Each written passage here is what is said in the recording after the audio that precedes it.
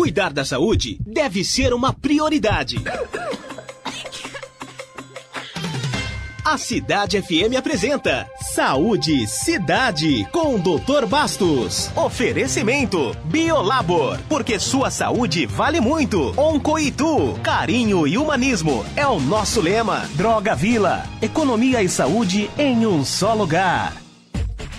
Cidade FM ligada em você. Bom dia para todo mundo na sintonia da cidade 10:06. Bom dia para você que tá ligando o rádio agora. Segundo tempo aqui do Show da Manhã e uma pausa na nossa programação musical pra gente poder falar de saúde, falar de prevenção, saúde e cidade no ar com o Dr. Bastos, médico, infectologista, nutrólogo, neste finalzinho do mês de setembro, né? Com várias cores aí, não é, Thiago Sório? Bom dia para você. Seja bem-vindo. Aliás, eu, né, e o Dr. Bastos, seja bem-vindo. Thiago tá aqui desde as 5 da manhã. Bom dia, Dani. Bom dia para todo mundo que tá ligando o rádio agora ou para quem já estava em nossa sintonia. Continue, tá? Porque agora, nos próximos 30 minutos, muita informação sobre saúde, qualidade de vida, tudo para você se prevenir das doenças ou, por que não, até mesmo se tratar, né? E com informações importantes, relevantes aqui, que vão te ajudar no seu dia a dia. Aqui com a gente também, como você já apresentou, Dr. Bastos. Bom dia, tudo bem, doutor? Bom dia, Thiago. Bom dia, Dani. Bom dia, cidade. Doutor.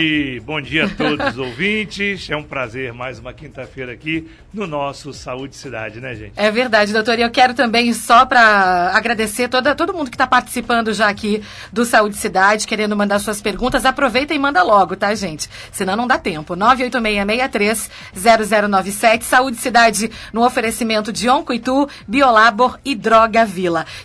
Setembro amarelo, prevenção ao suicídio.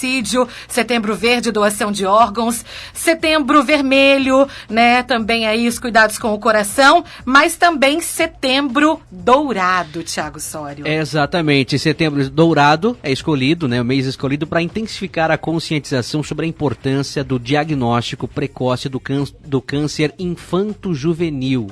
Uma data, um mês importante, como você citou, né, para vários assuntos relacionados à área da saúde, e esse não menos importante, né, que também merece muita atenção, deve ser discutido, deve conscientizar as pessoas, né, sobre o diagnóstico precoce e tudo mais.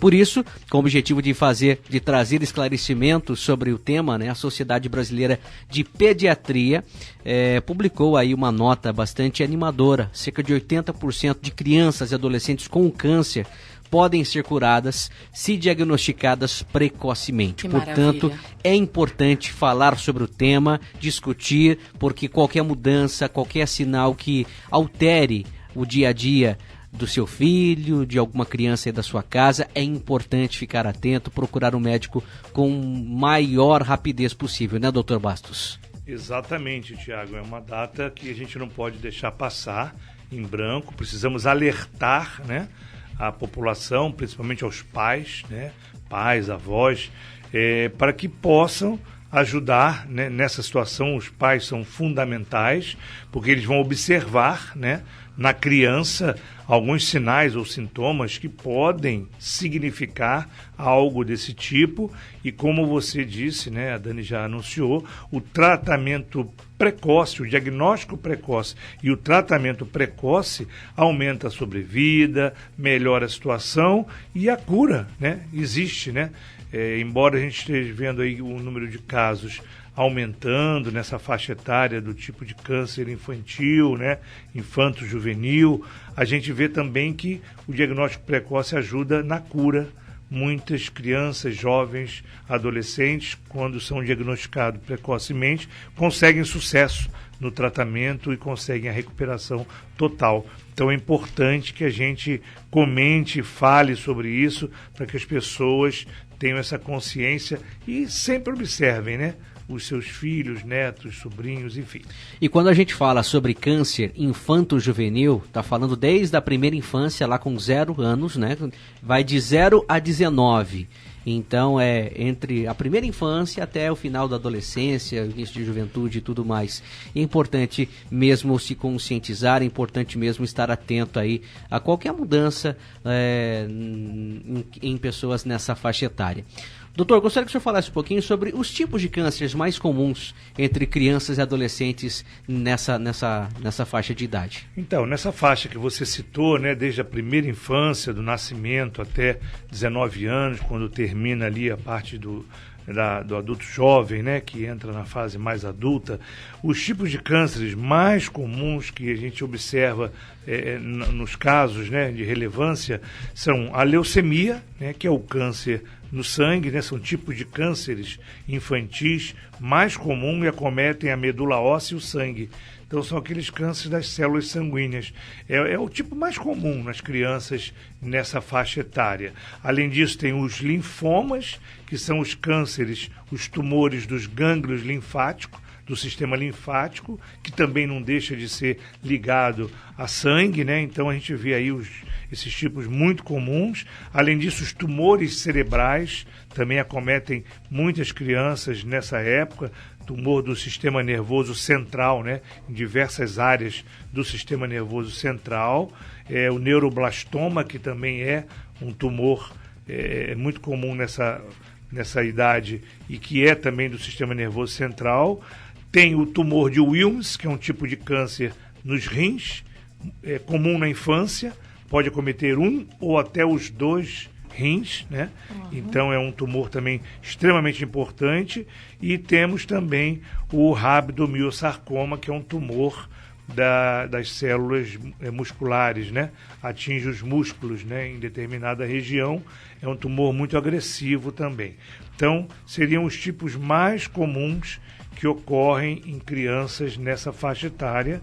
É lógico, a leucemia, existem muitos tipos de leucemia, né? Tem leucemia mieloide, leucemia linfóide, tem outros tipos de leucemias que podem acometer doenças sanguíneas. Os linfomas também, tem de Hodgkin, não Hodgkin, são variedades desses tumores e todos eles podem acometer os adultos jovens, crianças, enfim, essa faixa etária aí do câncer infanto-juvenil.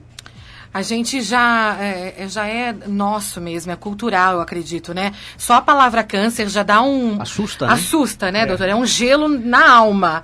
E ainda se tratando em crianças, né, em adolescentes, né? Isso eu acredito que seja, para quem passou por isso ou passa, sabe, né, do que a gente está falando aqui.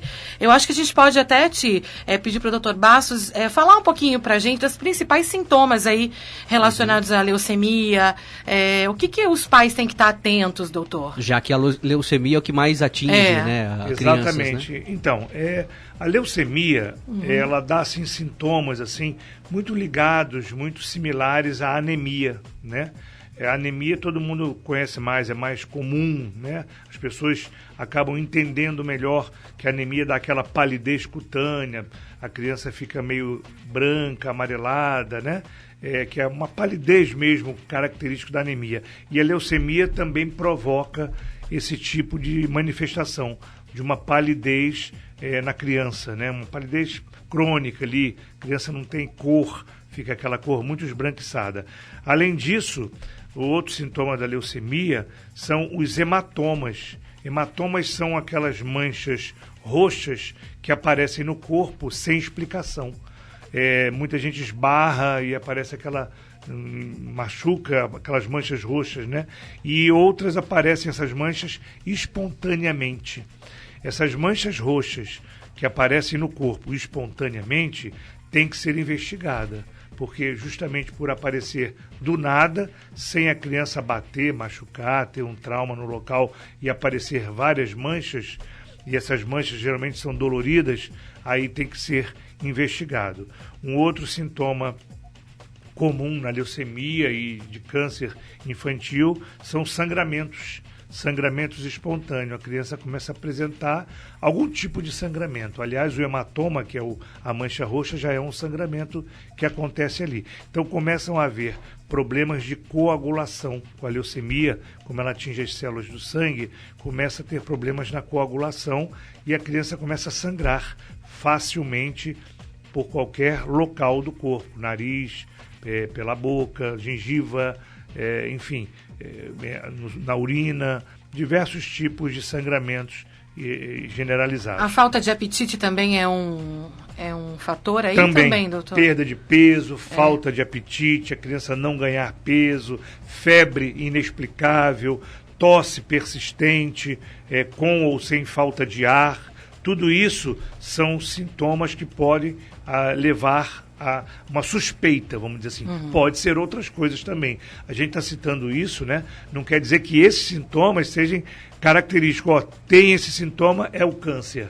Não, eles são sintomas gerais que podem significar também outras coisas, mas alerta para isso também, né? Então a criança que tem isso tem que ser levada para ser investigada, porque isso não é uma coisa, vamos dizer assim, normal. A dor óssea, a criança tem dor nos ossos, fala, eu tenho dor nos ossos, dor nas pernas, nos braços, uma dor progressiva, isso aí também chama a atenção dos pais, né?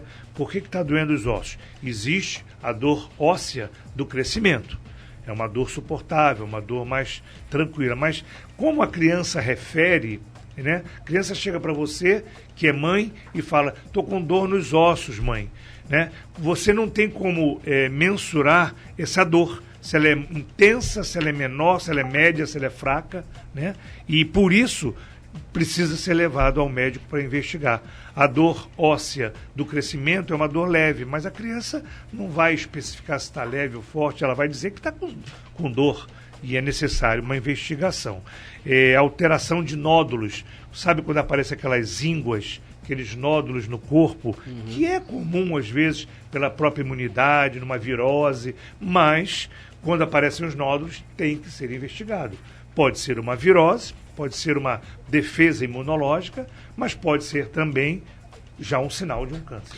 E o que acaba levando, né, acarretando todos esses problemas, doutor? Tem uma explicação? Porque crianças, né, tão pequenas, a gente vê aí GEPASSE, que é um hospital que cuida especificamente, né, de crianças com esse tipo de problema, tanta, né? E, enfim, tem uma explicação para essas causas e atingir pessoas nessa faixa de idade? Não tem assim uma explicação, vamos dizer assim, que se possa afirmar. Existem suposições, né? Como a gente sempre fala aqui, a genética médica, a hereditariedade, isso está envolvido, né? Na fase adulta e na criança também. A criança já vem com aquela alteração genética para haver a formação desse câncer. Mas, além disso, tem os fatores também, né? Que acabam levando a isso. Diversos fatores contribuem, mas não são a causa, né? Eles contribuem, porque o que é o câncer? Ele é um desarranjo de células do nosso corpo que começam a nascer, a proliferar células erradas, errôneas, umas células que não são as células corretas. Começa a nascer umas células erradas ali e essas células começam a se multiplicar. Então o câncer são células errôneas que começam a crescer do nada e geralmente a gente não tem uma explicação básica, uma causa para isso, mas a gente sabe que a hereditariedade é um fator que hoje em dia se leva muito em consideração. Como eu falei, tem vários fatores de risco, né, que acabam contribuindo, né? Estilo de vida, por exemplo... A gestação também é um fator, né? Gestação, o fumo, mas criança nessa idade... Na gestação, a mulher que fuma também pode... Sim, bebida alcoólica, fumo, a dieta, o sedentarismo, obesidade...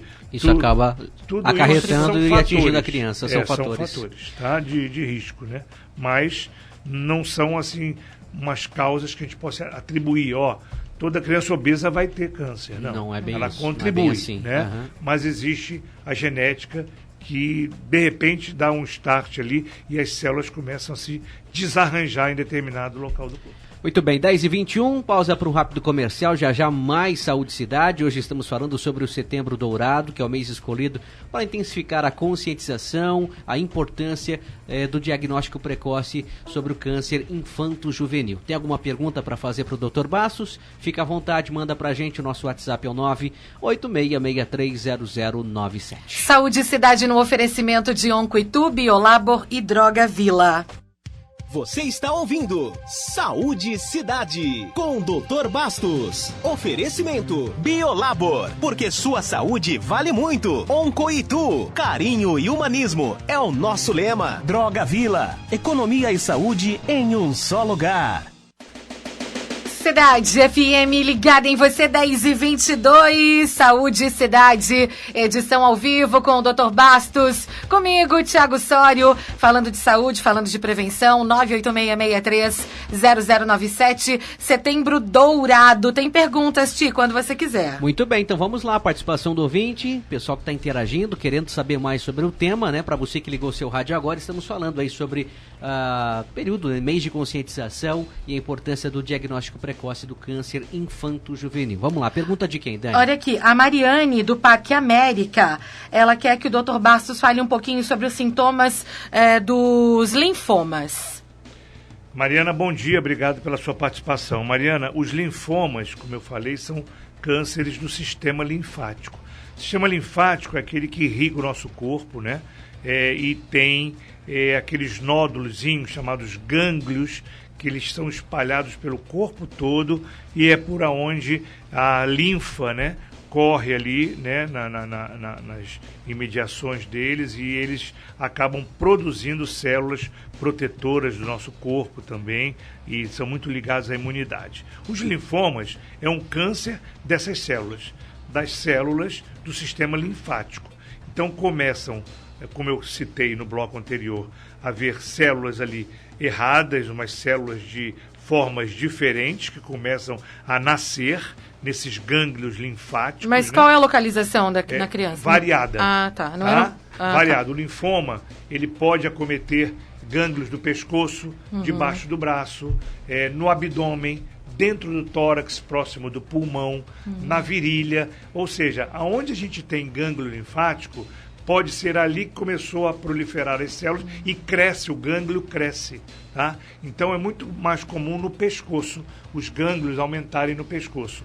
Quando os gânglios aumentam no pescoço, a criança é levada para exames, para saber se esses gânglios são malignos ou não, né? Até no final pode ser feita uma biópsia. A biópsia vai identificar o linfoma, se for linfoma. Se não for nada, o exame vai dar normal, né? Além disso, o linfoma ele atinge o baço e o fígado. Cresce o fígado e cresce o baço, porque são órgãos ligados também na formação de células e na imunidade e acabam sendo afetados, né? Então o linfoma ele tem um crescimento dos gânglios, cresce o baço, o fígado, e esses gânglios começam a crescer de uma forma desordenada. Às vezes é localizado só no pescoço, às vezes ele dissemina. Tem linfoma Hodgkin e não Hodgkin, que é mais maligno, e o Hodgkin é mais benigno, entre aspas, né? Mas precisa ser tratado. Então o linfoma, ele pode dar febre também, cansaço, fadiga, e aparecem os gânglios aumentados no corpo. Aí é um sinal que tem que levar a criança para fazer o exame. Sim. Sobre isso, né, de levar a criança para fazer o exame, às vezes o pai, a mãe está ouvindo e fala, poxa, e aí, agora? Apareceram alguns sintomas, o filho não está legal... Tem que levar onde? Claro, tem acompanhamento pediátrico ou tem algum médico especialista já que deve procurar, doutor? Não, inicialmente, o pai ou a mãe notou na criança esses sintomas, né? Alguns desses sintomas foram notados, alguns desses sintomas, leva no pediatra, se for até 12 anos. Se for já um jovem, uma criança na parte juvenil ali de 13, 14, 15, 16 anos, leva no clínico. O pediatra e o clínico, eles vão inicialmente pedir uns exames de rotina básicos e, se detectarem alguma alteração, vão encaminhar para o oncologista ou hematologista, dependendo do tipo de câncer, vai ser encaminhado para o especialista. Mas, a princípio, a criança até 12 anos vai ao pediatra e, acima de 12, 13 anos, vai ao clínico. E ele vai conduzir, os dois médicos irão conduzir a criança para o especialista, se for necessário, se a suspeita se confirmar. Bacana. Mais uma participação do ouvinte, né, Dani? Tem sim, doutor. O William, em Salto, ele não colocou o bairro. O William quer saber, doutor, se crianças que têm dificuldade com a alimentação, se isso é um fator aí para desencadear algum problema, né, mais grave aí como câncer. William, bom dia, obrigado pela sua participação. William, provavelmente tem ligação sim, assim como o sedentarismo, a obesidade, a má alimentação também pode contribuir, pode ser um fator para desenvolver algo desse tipo. Principalmente os cânceres de origem sanguíneos, né? As leucemias, linfomas, né? Porque tem muita ligação com a imunidade. E se a criança é mal alimentada, não se alimenta bem, ela acaba não desenvolvendo um quadro imune importante, né? Por isso que uma das prevenções aí, que hoje em dia é fundamental e é muito batido nessa tecla, é a amamentação.